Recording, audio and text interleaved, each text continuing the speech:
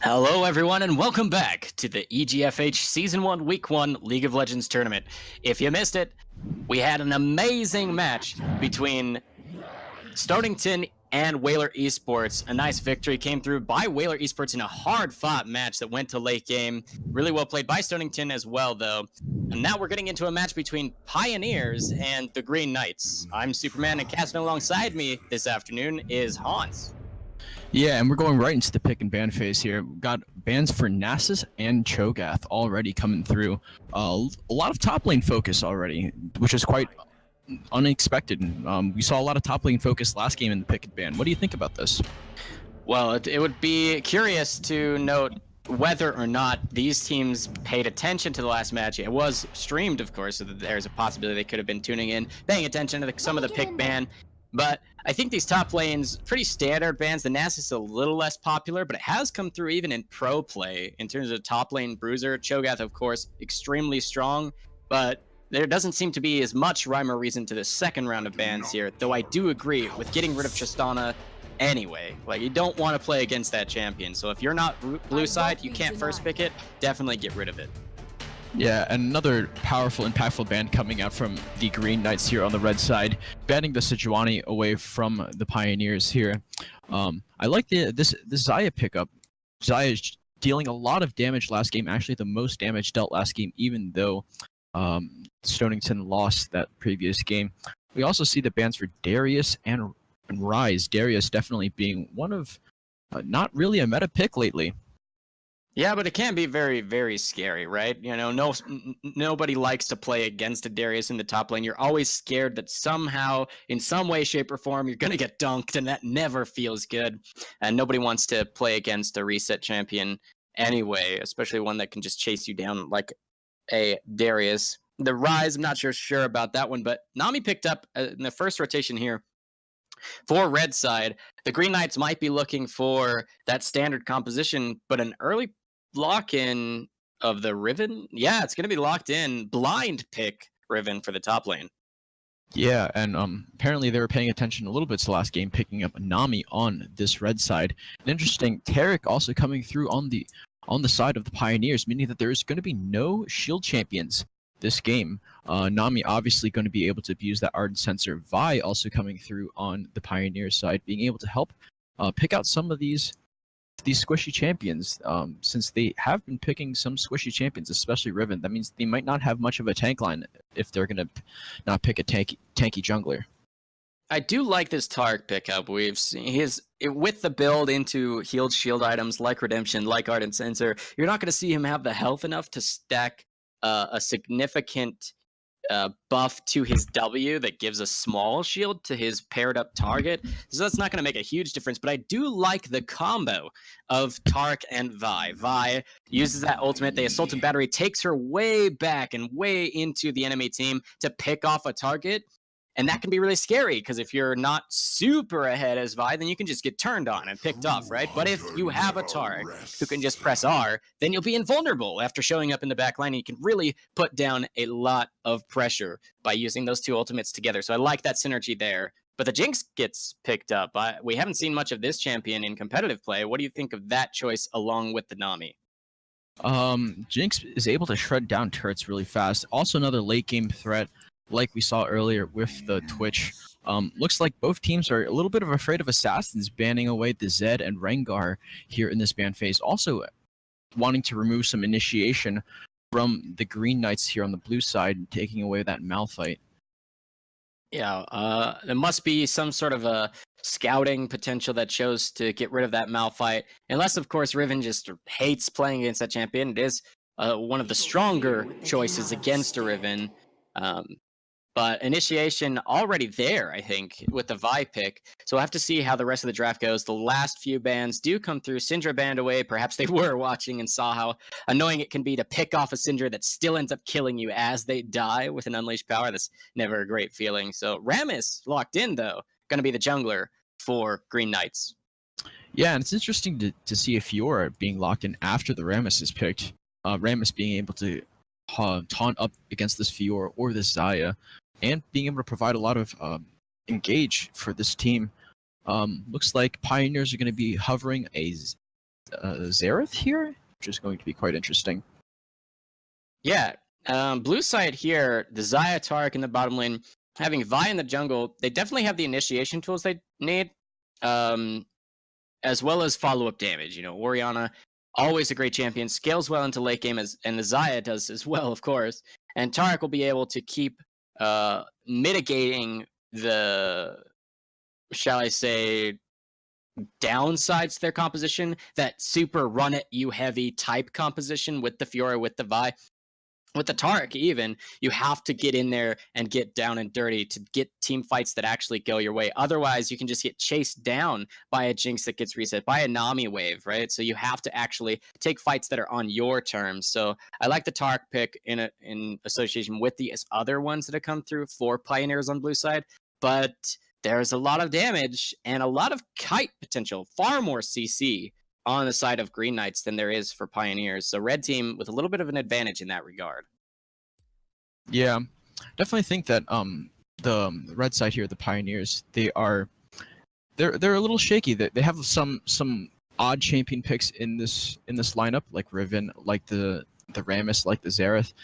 They're definitely going to be relying on the Rammus here to engage, and possibly even having to have this Riven snowball into the mid to late game, since Xerath and Jinx need to kind of hit that late game point to be very useful. Yeah, for sure. The Xayah we saw do so much damage, so much work really last game, even though it didn't end up being on the side of the winning team, just doing the most damage to champions by a significant margin. And so in the end, they're not quite enough. The Orianna plus Vi combo can be really strong, but early game, I think there's a lot more damage that can come through, a lot earlier burst potential from ganks from like a Vi, far more than just a Rammus coming in to taunt someone. I think Rammus gank potential early, while scary with that taunt, relies on his laners being able to poke people down so that they're low enough to actually die to a Rammus gank. Otherwise, Rammus, because his clear is so much slower than Vi's, then he can fall behind if he puts too much time into gank paths early. Yeah, I'm actually excited to see this top lane matchup between the Fiora and Riven. Want to see who comes out on top here. Fiora definitely having a lot of counterplay against this Riven, being able to parry a lot of her CC that's going to be coming out in the form of her stun and her knockup. Yeah, absolutely. It's definitely a skill matchup up there where both players have to play around very key cooldowns. The riposte from the Fiora, and then of course Riven has a couple different forms of CC, a knockup, a stun, and if Riven can play around Fiora's riposte, then she should be able to bully her out, as long as there's not unlucky RNG when it comes to the vitals for that Fiora passive. That can be a real annoying thing if you're playing in the top lane and you end up playing against a Fiora and it just feels like every vital proc is just in the perfect spot for her to proc. It's unfortunate, but definitely a skill matchup up there. I'm excited to see that 1v1. It can definitely snowball out of control in either way, so we'll have to see how that turns out. Yeah, it's a little hard to see right now. I'm not sure which summoner spell Xerath has picked up here, but Orianna choosing to pick up this teleport to influence the map a little more. Definitely wanted to see the team play coming out of the Green Knights on the blue side here.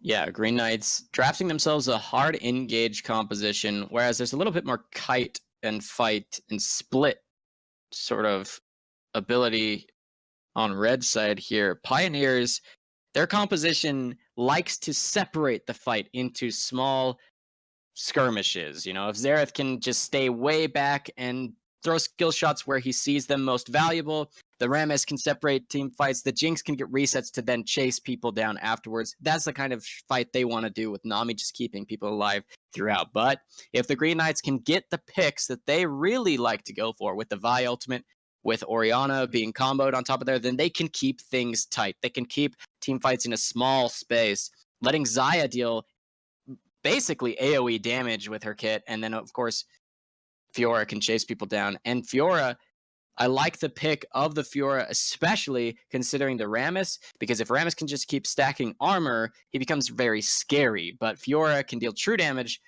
based on scaling health, so she kind of answers the Rammus in that regard, especially with the riposte to stop the taunt. Yeah, looks like we're now loading into this game. Um,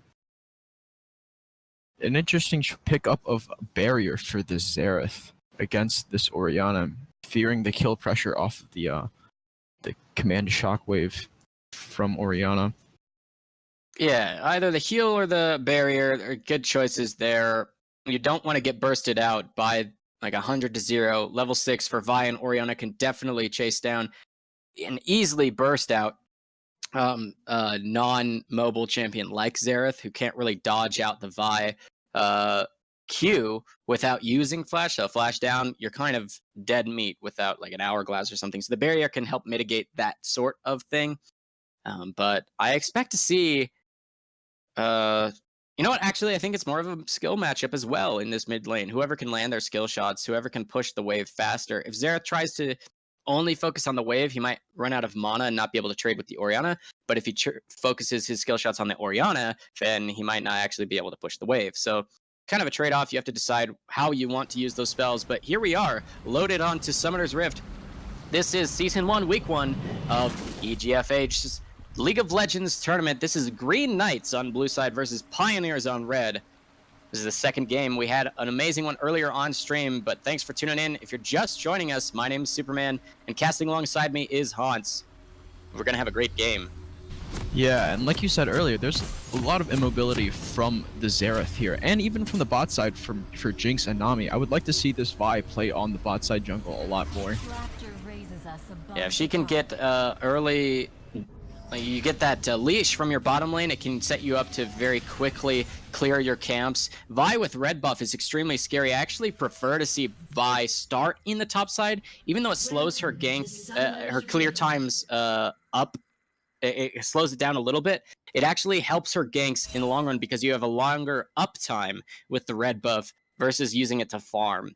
So I'd rather see Vi starting on like blue buff with a small leash from a solo laner, likely the Fiora, and then playing into that bottom side, like you mentioned, with a red buff barely being picked up. So she has a lot more gank potential for a lot longer of a duration. Otherwise, you're just stuck farming with your red buff, and you only have about 45 seconds to a minute of it remaining by the time you're ready to actually gank some people. It's mostly that blue buff that gives you CDR to do that, and that's really not as scary on someone like a Vi, because if you don't land that Q, if you don't land the Vault Breaker, then you're not going to actually CC anyone if you don't have red buff. Yeah, I definitely agree. And if she picks up blue buff first, then she's able to transition towards that bot side and pick either mid lane or bot lane to gank. We have some pretty interesting level 1s here for both teams. Ram is choosing to start on top side, which means that the junglers are going to kind of flip-flop against each other, ending up on opposite sides of the map after they finish their first clears.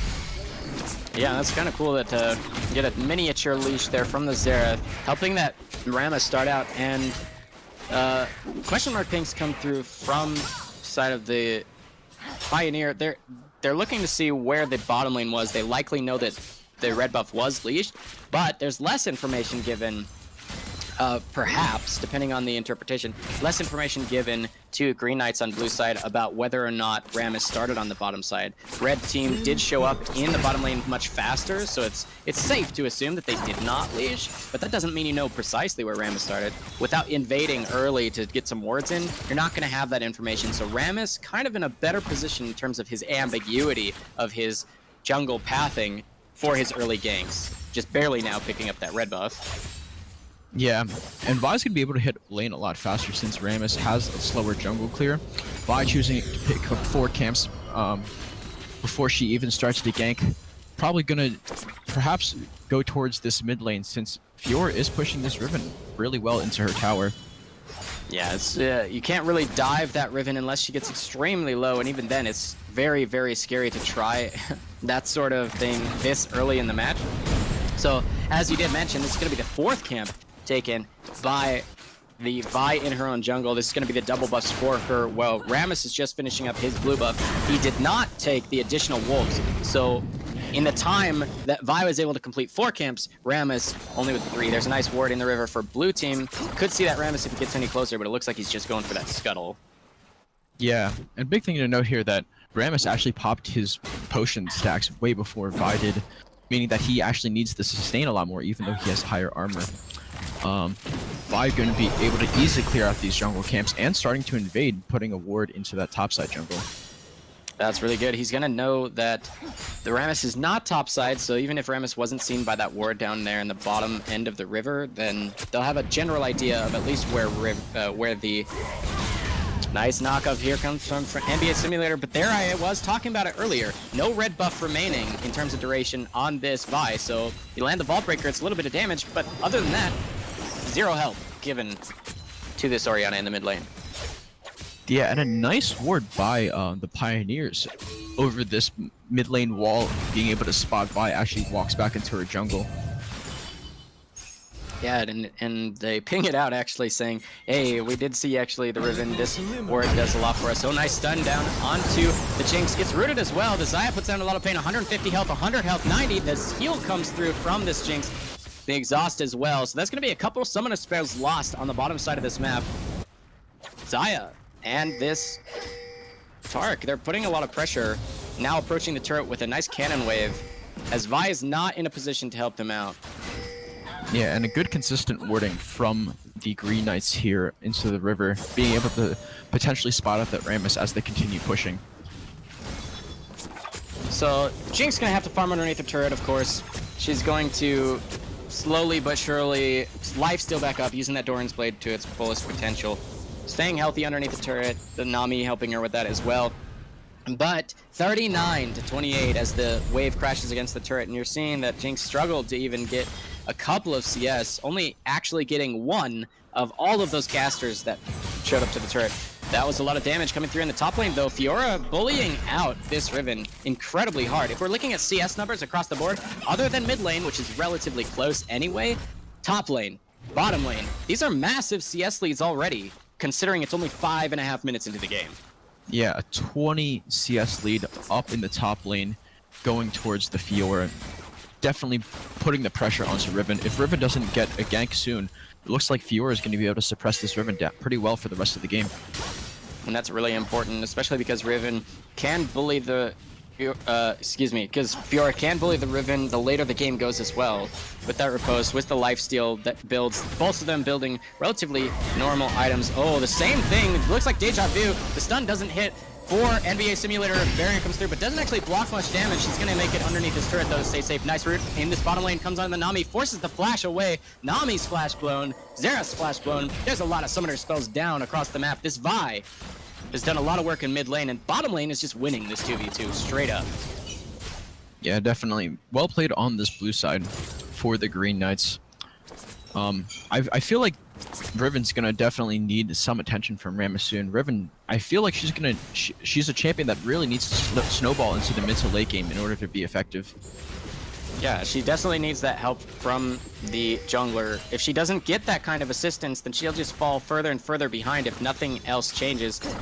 And it doesn't seem like there's any reason to believe that it would change at this point, so you have to be extremely skeptical of Riven's ability to hold her own without jungle help. But this Jinx now almost getting doubled in CS. This is a huge problem for Pioneer. Yeah, it looks like Vi's trying to pick up this Scuttle Crab here, trying to start setting up for this dragon on the bot side. And it is an Ocean Drake, which can be really, really good for a laning phase. Maybe they can take these trades. Teleport into mid lane means that they'll have a little bit of a path, forcing the Xerath to back off, meaning he can't exactly poke. But there's a 4v3 of sorts in that river if they were to choke on it, but they actually won't. Vi gonna kind of invade, takes that Scrying Orb to see the vision, but this Fiora has so much pressure in the top lane, there's really nothing that this Riven can do. If she teleports away, if this Riven teleports away to try and contest that dragon, the Riven, then the Fiora's just gonna take that turret likely. You know, she can actually crit this. Nice stun in the mid lane. NBA Simulator getting pressured down. His splash is down. There is a little bit more damage. Poor guy's just getting bullied out. And that's going to be first blood. Orianna with the flash command attack shockwave. 400 gold in her pocket. Yeah, and this Fiora's been doing a really good job of suppressing this Riven. Riven hasn't even backed yet, still only with a longsword in her lane. Yeah, you got to feel for Zakai's here on that Riven, just getting bullied out, down 23 CS, underneath its own turret, very low, no potions, nothing more to speak of. and that will actually give him any sort of breathing room. The dragon is going to be secured, and that's going to make it even harder here in the top lane especially, meaning even if Riven does want to go for some of those trades with the Fiora, then Fiora will just heal it right back up even before completing lifesteal items. Really just unbearable. A great pickup on this Ocean Drake for the blue side and Green Knights here. Looks like another Ocean Drake's going to be spawning next, so they'll be able to take this healing snowball and perhaps even extend it further. Yeah, the Xerath putting a couple words in the river, making sure that he can stay a little bit safer. His flash is still down for about another 2 minutes, and he has to be really, really careful. Assault and Battery has about a 2.5-minute cooldown at level 1 without additional CDR, meaning there's still a window for Vi to just bully this player out. But down here in the bottom lane, nice root comes down onto the Rammus. Oh, excuse me, he walks over it. The taunt doesn't actually come through. There's the Tark ultimate, stops some damage, no root available. Assault and Battery comes through right onto the Nami. Not sure about the choice there, but here's some damage from the Xerath on the backside. Flash through from the Rammus, nice body block on the Jinx ultimate. A couple more autos would do it. Flash is through, triple kill for the Xayah. Will she live? NBA Simulator on the backside, try to put out the pain to try and answer some of this damage. But overall, it's a 4-for-0 in favor of the Green Knights. On top of already getting the Dragon First Blood on that Orianna, now there's a 3-0 Xayah. Gonna base for the first time, 87 CS, 3 kills, going back to spend 4,100 gold on whatever she darn well pleases, and a 2-0 Orianna in the mid lane. This spells trouble for Pioneers. Yeah, and on the back of that, the Green Knights were able to take the blue buff away from the Pioneers here, being able to deny that Xerath further, because he really does need that blue buff to be able to spam his spells at a long range. Xayah being able to pick up this Essence Reaver way ahead of this Jinx, now basically a half an item ahead against that Jinx's BF sword. Yeah, having a 1,600 gold lead is just massive this early on just the 80 carry alone. Definitely. And on the top side, we still see Fiora continuing to suppress this Riven, increasing that CS lead to a 44 CS lead from the earlier 20. Fiora is definitely going to be able to back and get almost a whole item here. Yeah, more than doubling her lane opponent. Even though it's been relatively quiet in terms of kills in that top lane, we haven't seen junglers show up on either side. This Fiora just slowly and very surely creating a lead for herself. Yeah, an interesting pickup of the Raptor Cloak for this Nami here, not going towards the Ardent Sensor as her first item.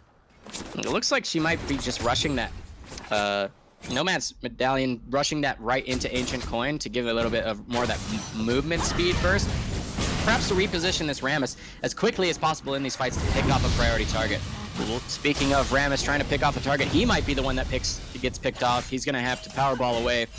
Vision, once again, secured across the map. Look at the map. It's littered with wards from the Green Knights. Everything from pinks to trinkets. They have full control from top to bottom. Yeah, a huge gold lead here for the Green Knights, having a 4K gold lead this early and starting the Rift Herald. Yeah, it is a 3v3 up there. Down here in this bottom lane, we've got Pioneer pushed in once again, still falling behind in CS, about a 30 lead now, and it looks like the Rift Herald will be secured. That ward likely not giving enough vision. Oh, Riven jumps over the wall, forces the flash. The Riven showing up over the wall, perhaps thinking she might get a lucky steal on the Herald, but immediately flashes away, thinking, nope, I don't want anything to do with that. Yeah, it looks like the Pioneers are definitely not used to this aggression coming from the Green Knights. They were 3-man positioned behind that Baron wall and not able to do anything besides lose a flash there. Yeah, it would have been much better had they just chosen, if they're not going to contest it, just push the lanes out. Try and get a little bit more CS for yourselves while you're not getting bullied by a lane opponent. Speaking of maintaining a CS advantage, the top lane, that bottom lane, going heavily in favor of Green Knights, but at least this Xerath is staying relatively close in farm numbers with the Orianna that's 2-0. Yeah, still great lane advantage for all the Green Knights here on the blue side.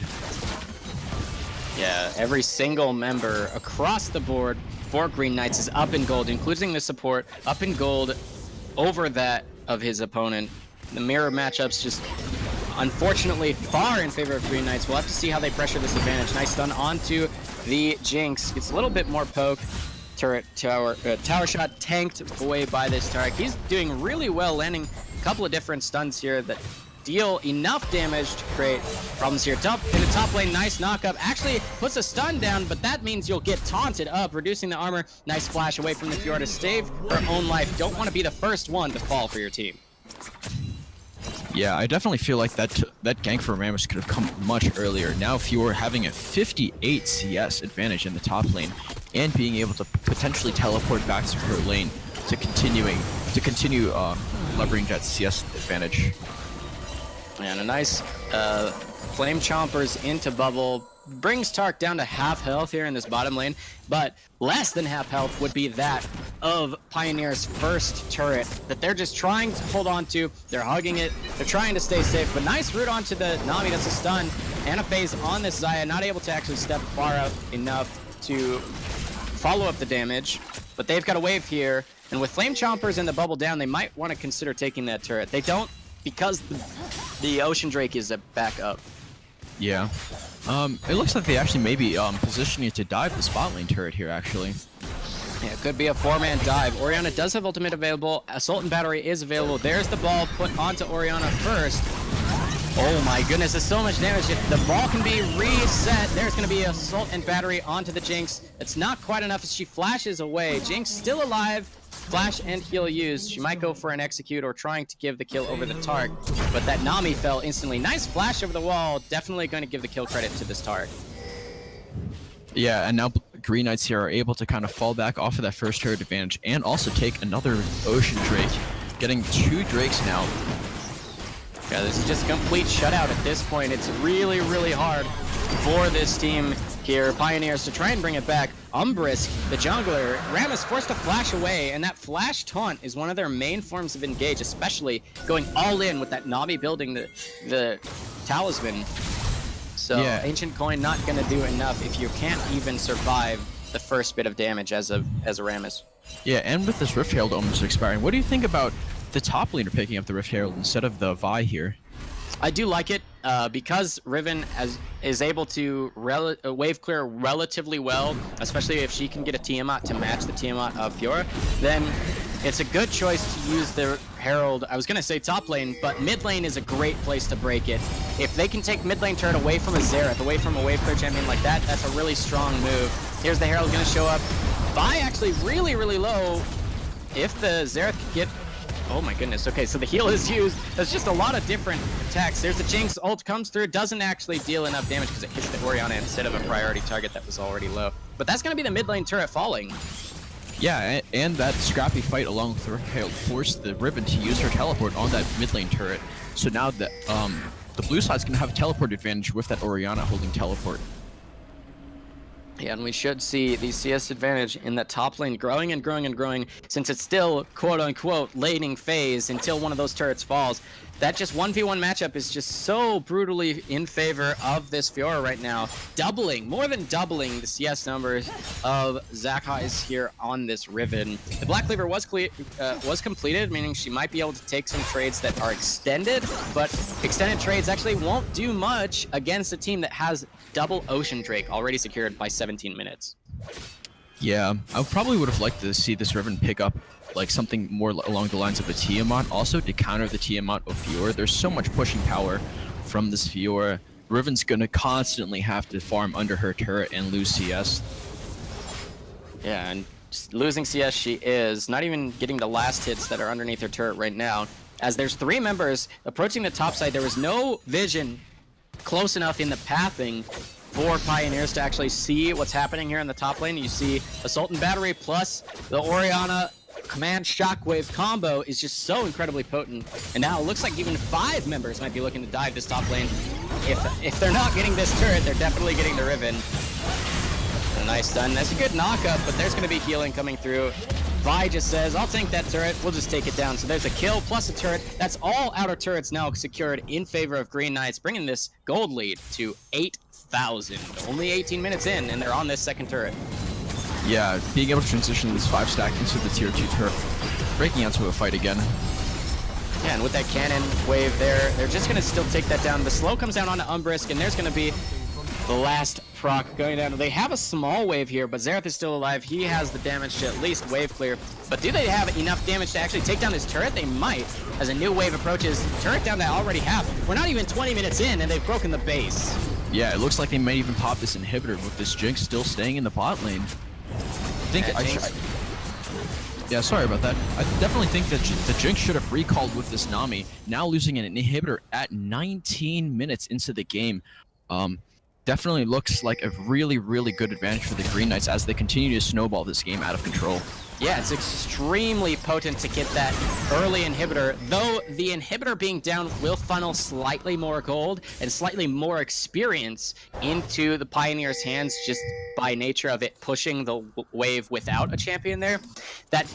There will be a problem here for Pioneers that in 30 seconds, you'll have the Baron spawning, and there will still be super minions that have thousands of health and tons of damage that really do require a champion to attend to them, meaning when that Baron spawns, you're going to have to be very careful as a Pioneers not to have something like that happen to you as Nami just gets deleted. The Baron is on the table in 10 seconds. Yeah, and a lot of good vision established by the Green Knights on this topside jungle in order to start just setting up for this Baron. They're probably going to be able to take it if they want to at the 20-minute mark. Yeah, they might even have the damage to do it. We already have a crit chance item completed on top of the Essence Reaver with a pickaxe to boot on this 4-0 and 3 Xayah. We saw how much damage Xayah can do in our previous match here on the stream.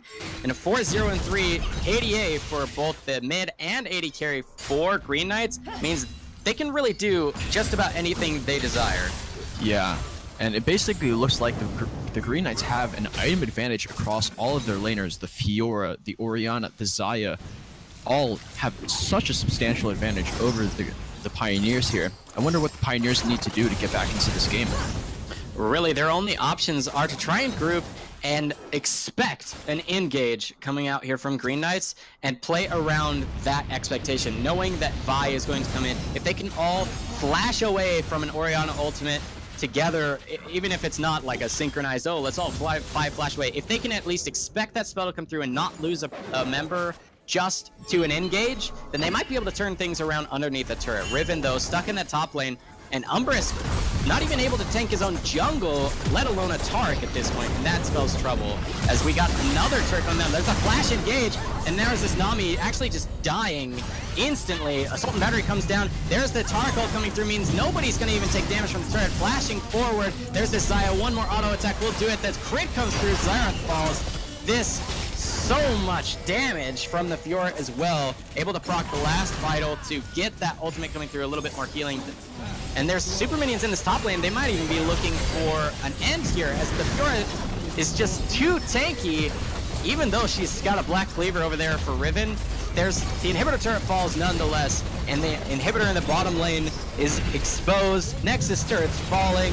This has just been a shutout. 41,000 to 26,000, 14-0, 9 turrets to nothing. That's going to be it, ladies and gentlemen. Congratulations to Green Knights versus Pioneer. A complete stomp.